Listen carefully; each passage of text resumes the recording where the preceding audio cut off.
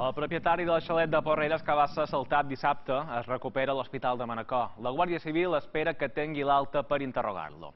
Fins llavors sabem el que ha explicat la seva dona a la policia judicial, la seva versió dels fets del que va succeir a la casa el dematí en qüestió. I IB3 Notícies ha tingut accés a les diligències prèvies de la Guàrdia Civil que n'investiga el cas.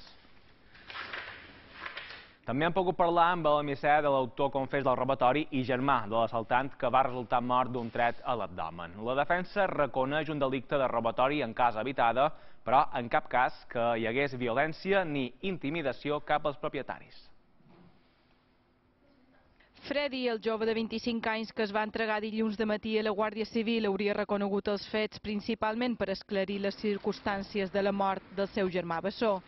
La seva defensa reconeix el delicte de robatori en casa habitada, però en cap cas que s'empràs la violència en l'assalt, i considera la mort del germà com a gratuïta. De fet, manté que el propietari de la casa el va disparar abans de rebre els cops per part de Freddy.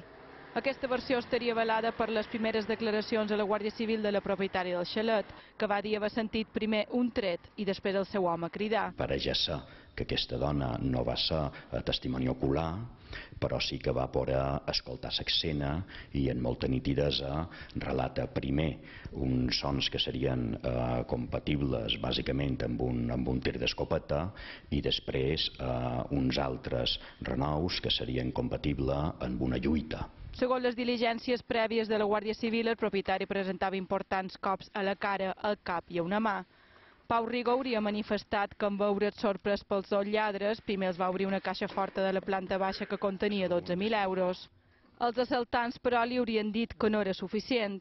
Aleshores hauria baixat amb un dels lladres al soterrani, on hi havia una segona caixa fort. En un descuit hauria aprofitat per agafar una escopeta i disparar un tret.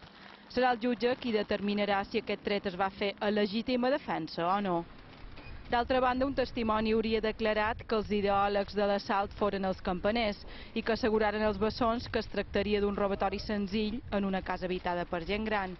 També que el botí seria important, ja que guardaven una gran quantitat de monedes per mort d'un recent negoci de màquines escurabutxaques. A més, un dels campaners hauria reconegut que foren ells dos, juntament amb Freddy i un altre amic, els autors d'un robatori similar a la mateixa casa el desembre de 2017.